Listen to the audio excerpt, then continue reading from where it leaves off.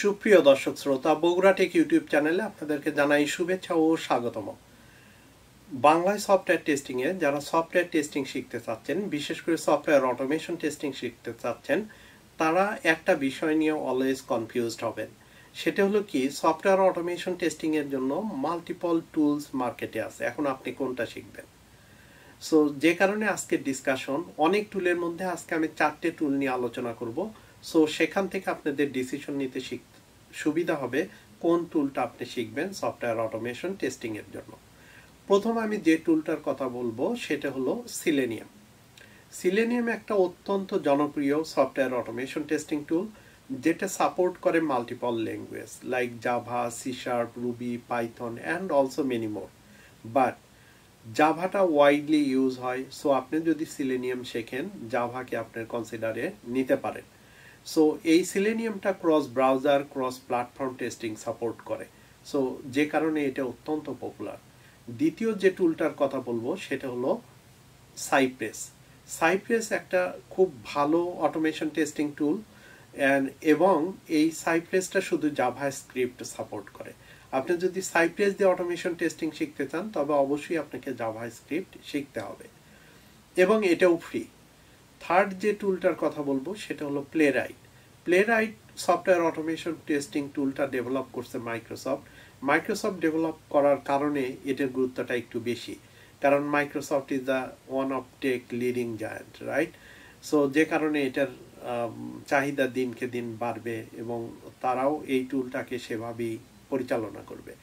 এই টুলটাও multiple language support করে, আপনি জাভা দিয়ে করতে পারেন, টাইপ স্ক্রিপ্ট দিয়ে করতে পারেন, এরকম আরও অনেক ল্যাঙ্গুয়েজ আপনি এখানে ইউজ করতে পারেন।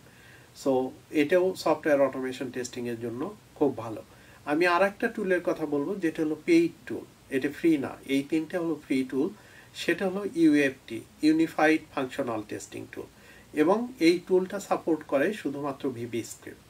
আপনি এই টুল দিয়ে অটোমেশন টেস্টিং করতে গেলে আপনাকে অবশ্যই ভিবি স্ক্রিপ্ট শিখতে হবে, এবং খুব ভালোভাবে।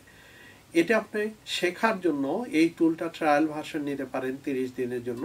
ওই 30 দিনের মধ্যে আপনাকে শিখতে হবে, আদারওয়াইজ আপনার লাইসেন্স এক্সপায়ার হয়ে যাবে, আপনি শিখতে পারবেন না। অন্য 3টে টুল আপনি ফ্রিলি ইউজ করতে পারতেছেন, টোটালি ফ্রি, কোনো লাইসেন্স এগুলার ঝামেলা নাই।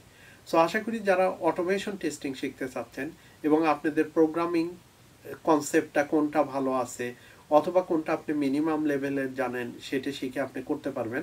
সো এই আলোচনাটা আপনার সেই ডিসিশন নিতে হেল্প করবে। যেমন ধরেন, সিলেনিয়াম জাভা দিয়ে করা যায়, সাইপ্রেস জাভা স্ক্রিপ্ট, প্লেরাইট আপনার জাভা দিয়ে করা যায়, আরও অনেক ল্যাঙ্গুয়েজ ইউজ করা যায়, এবং ভিবি স্ক্রিপ্ট হলো ইউএফটি। এখন আপনার ডিসিশন, আপনি কোনটা দিয়ে কোন অটোমেশন টেস্টিং শিখবেন। তবে আমার ব্যক্তিগত অভিজ্ঞতা থেকে বলে থাকি, selenium Java is the one of the most popular, এবং অনেক কোম্পানি এটা ইউজ করে।